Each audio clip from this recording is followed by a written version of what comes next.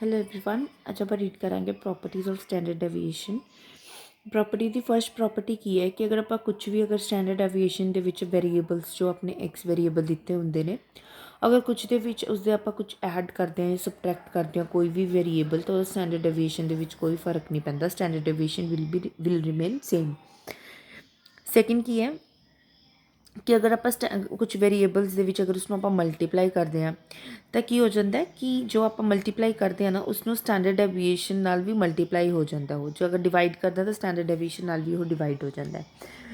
If x variable k and constant k 2 ਹੁੰਦਾ, ਇਹ ਤੁਹਾਨੂੰ ਅੱਗੇ ਜਿਹੜੇ ਐਗਜ਼ਾਮਪਲਸ ਦੇ ਵਿੱਚ ਸਮਝ ਆਏਗਾ ਵੀ ਇਹ ਚੀਜ਼ ਕੀ ਚੀਜ਼ ਹੈ ਕਿ x plus minus K 2 x plus minus K 1 ਇਹ ਚੀਜ਼ਾਂ ਕੀ ਨੇ ਤੁਹਾਨੂੰ ਅੱਗੇ ਸਮਝ ਆਉਣਗੀਆਂ। Standard deviation has same unit as that of variable.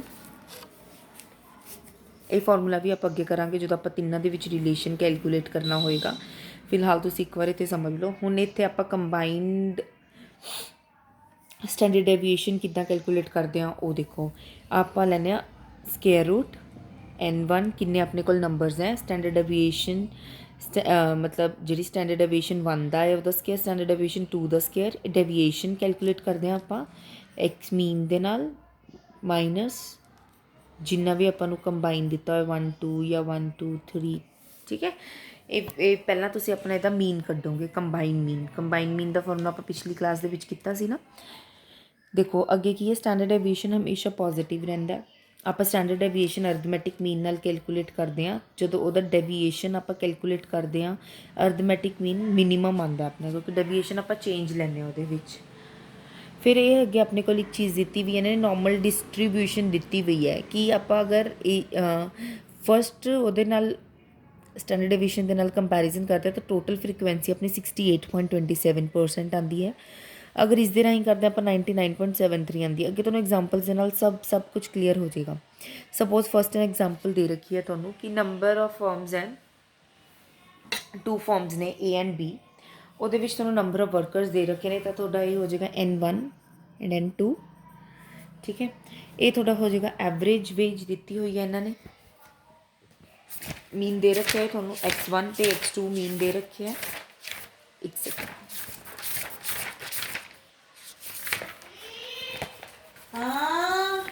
ਫਿਰ ਤੁਹਾਨੂੰ ਇੱਥੇ ਸਟੈਂਡਰਡ ਡੈਵੀਏਸ਼ਨ ਵੀ ਇਹਨਾਂ ਨੇ ਦੇ ਰੱਖੀ ਹੈ।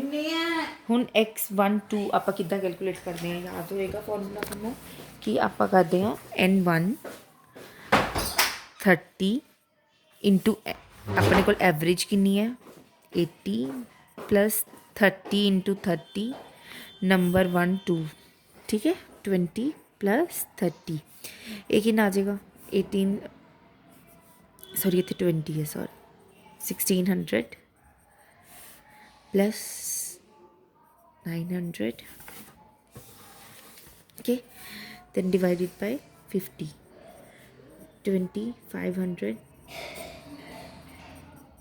50 50 आ जाएगा अपने को x1 2 ਕੰਬਾਈਨ ਮੀਨ ਆ ਗਿਆ ਆਪਣੇ ਕੋਲ 50। ਠੀਕ ਹੈ, ਹੁਣ ਆਪਾਂ ਨੇ ਕੀ ਕੱਢਣਾ ਹੈ ਕੰਬਾਈਨ ਸਟੈਂਡਰਡ ਡੈਵੀਏਸ਼ਨ ਕੱਢਣਾ ਹੈ। ਆਪਾਂ ਨੇ ਕੀ ਕੱਢਣਾ ਹੈ ਕੰਬਾਈਨ ਸਟੈਂਡਰਡ ਡੈਵੀਏਸ਼ਨ। ਠੀਕ ਹੈ, ਆਪਣੇ ਕੋਲ ਦੇਖੋ ਹੁਣ ਚੀਜ਼ਾਂ ਦੇਖੋ ਕਿਹੜੀਆਂ ਕਿਹੜੀਆਂ ਗਿਵਨ ਨੇ। ਮੈਂ ਤੁਹਾਨੂੰ ਇੱਥੇ ਲਿਖ ਕੇ ਸਮਝਾਉਂਗੀ ਸਾਰਾ ਇਹ। n1 ਗਿਵਨ ਹੈ ਜੋ ਫਾਰਮੂਲੇ ਦੇ ਵਿੱਚ ਰਿਕਵਾਇਰਡ ਹੈ। n1 ਗਿਵਨ ਹੈ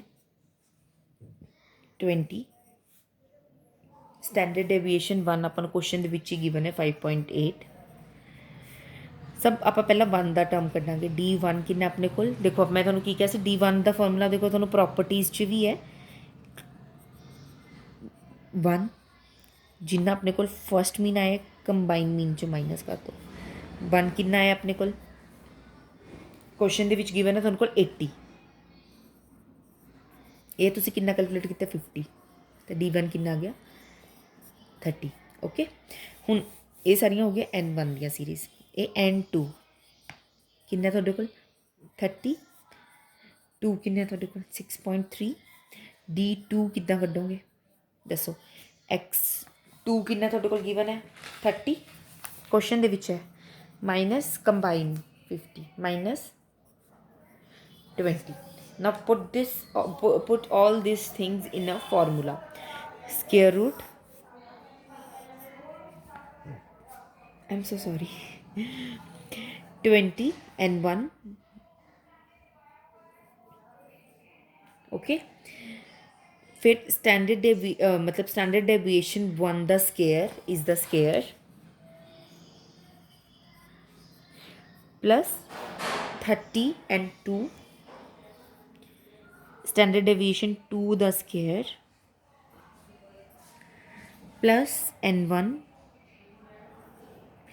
d1 the square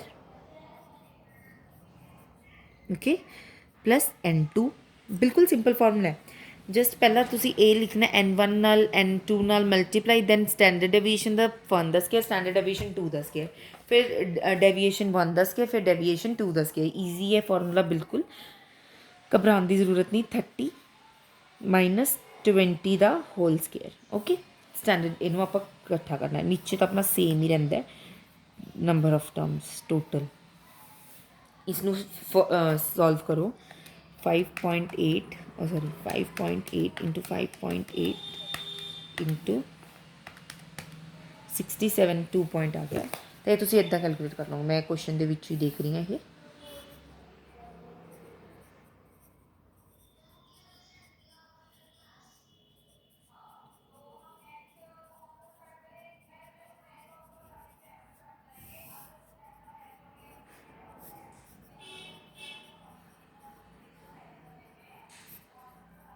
ठीक है आप ये वाला स्टैप कर लेने 31,863.5 डिवाइडेड बाय 50 स्क्वायर रूट 25.244 आ गया ਤੁਹਾਡੇ ਕੋਲ आंसर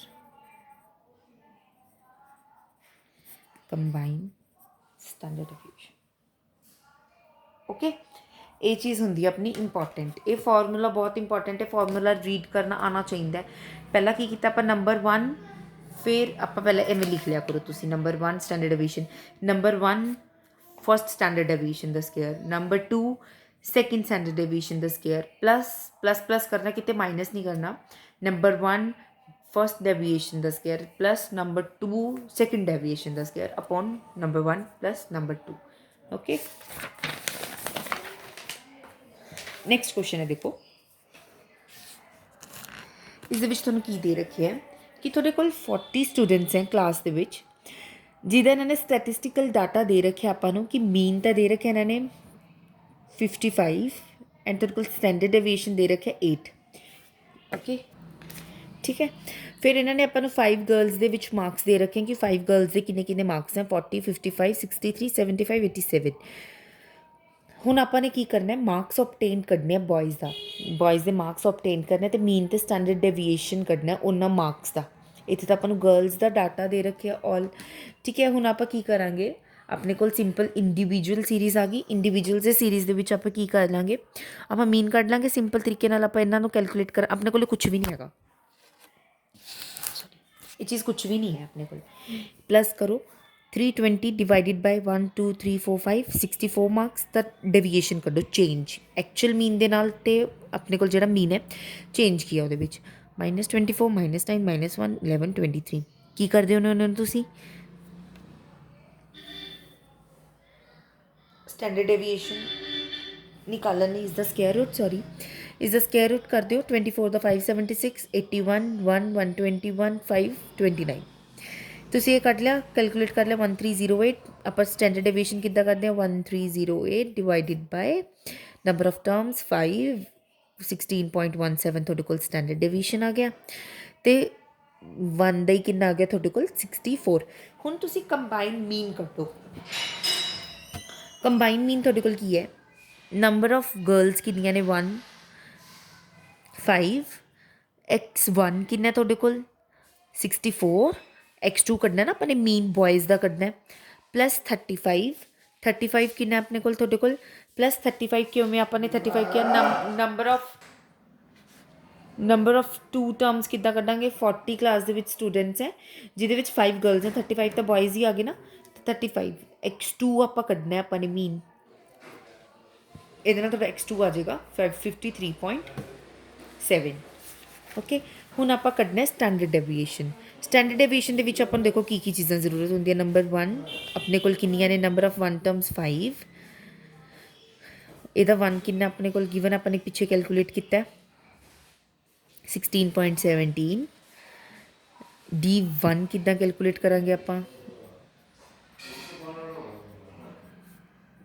A1 ਕਿੰਨਾ ਆਪਣੇ ਕੋਲ 64 ਆਇਆ, ਕੁਐਸਚਨ ਦੇ ਵਿੱਚ ਕਿੰਨਾ 55 ਤੇ ਇਹ ਆਪਣੇ ਕੋਲ 9 ਆ ਗਿਆ। ਨੰਬਰ ਆਫ 2 ਇਹ ਫਸਟ ਲਈ ਹੋ ਗਿਆ। ਨੰਬਰ ਆਫ 2 ਆਪਣੇ ਕੋਲ ਕਿੰਨੇ ਨੇ 35। 2 ਤੁਸੀਂ ਕੈਲਕੂਲੇਟ ਕਰਨਾ।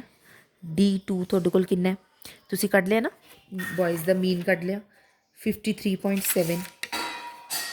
ਦੈਨ ਕੀ ਆ ਜਾਏਗਾ ਆਪਣਾ 53.7 ਮਾਈਨਸ ਐਕਚੁਅਲ ਕਿੰਨਾ ਆਪਣੇ ਕੋਲ 55 ਮਾਈਨਸ 1.3।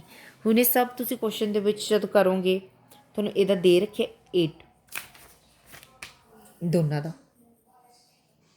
40 ਬॉयज़ ਤੇ ਗਰਲਸ ਹੈ ਨਾ, ਫਿਰ ਜਦ ਤੁਸੀਂ ਦੋਨਾਂ ਦਾ ਕੰਬਾਈਨ ਕਰਕੇ ਕਰੋਗੇ 8 ਕਰੋਗੇ ਤਾਂ ਤੁਹਾਡਾ ਇਹ ਆਨਸਰ ਆ ਜਾਏਗਾ 4.37।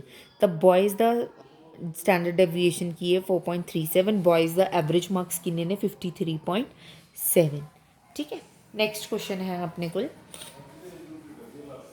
ਕੁਐਸਚਨ ਦੇ ਰੱਖਿਆ ਤੁਹਾਨੂੰ ਕੰਟੀਨਿਊਸ ਸੀਰੀਜ਼ ਦੇ ਵਿੱਚ ਦੇ ਰੱਖਿਆ 200 ਪਰਸਨਸ ਹੈ 0 to 9, 10 to 19, 20 to 20। ਠੀਕ ਹੈ। ਆਪਣੇ ਕੋਲ ਫ੍ਰੀਕੁਐਂਸੀ ਲਿਖ ਲਈ ਆਪਾਂ, ਮਿਡ ਪੁਆਇੰਟਸ ਲਿਖ ਲਏ। ਮਿਡ ਪੁਆਇੰਟਸ ਦੇ ਵਿੱਚ ਆਪਾਂ ਕੀ ਲੈਟ ਕਰ ਲਿਆ 44.5 ਆਪਣਾ ਅਜ਼ਿਊਮ ਮੀਨ ਲੈਟ ਕਰ ਲਿਆ। ਡਿਫਰੈਂਸ ਕਰੋ ਇਹਦਾ ਡਿਵਾਈਡਡ ਬਾਈ ਕਾਮਨ ਡਿਫਰੈਂਸ, ਇਹਨਾਂ ਨੇ ਇੱਥੇ 10 ਲੈ ਲਿਆ, ਇਹ ਚੀਜ਼ ਆ ਜਾਣਗੀਆਂ। ਦੈਨ ਇਹਦਾ ਕੀ ਕਰੋ ਤੁਸੀਂ FDX 6424 ਮੀਨ ਕੱਢਣ ਲਈ ਮਾਈਨਸ 53 ਆ ਗਿਆ ਕਿਉਂਕਿ ਆਪਾਂ ਨੂੰ ਮੀਨ ਕੱਢਣ ਦੀ ਜ਼ਰੂਰਤ ਹੈ। Assume mean plus minus 53 divided by number of terms 200 into 10 mean कटोगे 41.85 आ जाएगा ਤੁਹਾਡੇ ਕੋਲ। फिर तुम ਇਹਦਾ ਸਕੇਅਰ ਕੱਢੋ dx, ਇਹ ਵਾਲਾ ਸਕੇਅਰ ਹੈ dx 4 ਦਾ ਸਕੇਅਰ ਕਰੋਗੇ 16। ਇਹ ਸਟੈਪ ਇੱਧਰ ਭੁੱਲ ਜਾਂਦੇ ਹੁੰਦੇ ਨੇ। dx ਸਕੇਅਰ ਕੱਢੋ, ਤੁਸੀਂ ਨਹੀਂ ਭੁੱਲਣਾ। 16 9 4 1 0 1 4 ਇਹਨੂੰ ਮਲਟੀਪਲਾਈ ਕਰੋ ਫ੍ਰੀਕੁਐਂਸੀ ਨਾਲ, ਟੇਬਲ ਆ ਜਾਏਗਾ ਸਟੈਂਡਰਡ ਡੈਵੀਏਸ਼ਨ ਕੱਢਣ ਲਈ। ਫਿਰ ਇਹ ਤੁਸੀਂ ਸਟੈਂਡਰਡ ਡੈਵੀਏਸ਼ਨ ਕੈਲਕੂਲੇਟ ਕਰੋ ਇੰਟੂ ਕਾਮਨ ਡਿਫਰੈਂਸ ਕਰਾਂਗੇ ਕੰਟੀਨਿਊਸ ਸੀਰੀਜ਼ ਦੇ ਵਿੱਚ। ਸਟੈਂਡਰਡ ਡੈਵੀਏਸ਼ਨ 18.56 ਆ ਜਾਏਗਾ। ਠੀਕ ਹੈ, 2 ਸਟੈਪਸ ਹੋ ਗਏ ਆਪਣੇ। ਐਵਰੇਜ ਏਜ ਵੀ ਨਿਕਲ ਗਿਆ, standard deviation of the. Third step ਦੇਖੋ ਕੀ ਹੈ, ਜਿਹੜਾ ਤੁਹਾਨੂੰ ਮੈਂ ਪਿੱਛੇ ਦੱਸਿਆ ਸੀ ਨਾ, the percentage number of age per length of a life of a person falls within. ਇਹਦੇ ਵਿੱਚ ਦੇਖਣਾ ਵੀ X bar mean plus minus 2 standard deviation ਦੇ ਵਿੱਚ ਕਿੰਨੀ ਪਰਸੈਂਟੇਜ ਫॉल ਕਰੇਗੀ। ਤਾਂ ਕੈਲਕੂਲੇਟ ਦੇਖੋ ਇਹ ਕਿੱਦਾਂ ਕਰਾਂਗੇ। ਦੇਖੋ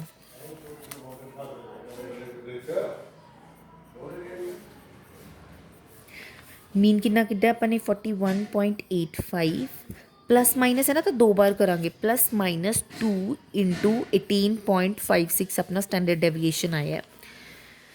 मल्टीप्लाई कर लो इनू 41.85 प्लस माइनस 37.12। पहला की करो, एक बार प्लस करो,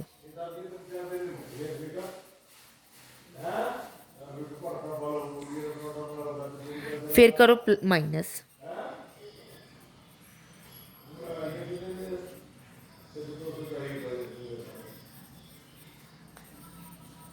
ओके, तो परसेंटेज किहदे विच फॉल करेगी 4.97 टू 78.97 जिहड़ा आपां डाटा कैलकुलेट किया। ठीक है, तो अजकल वाली एग्जाम्पल बिल्कुल सेम है। चलो आप कल की क्लास दे विच यही दोनों एग्जाम्पल्स अगे कंटिन्यू करते हैं। ओके, क्योंकि ये वाली एग्जाम्पल थोड़ी जी मैं ही अपनी कॉपी तो करवाऊँगी, क्योंकि फिर ये बच्चे बहुत ज़्यादा डाउट पूछते हैं कि मैम मैं तो आप कैलकुलेट कितना करांगे। ये आप खुद कल कॉपी पर नोट डाउन करके करांगे। Thank you. एक क्वेश्चन ये प्रैक्टिस करने स्टार्ट कर दो। ओके।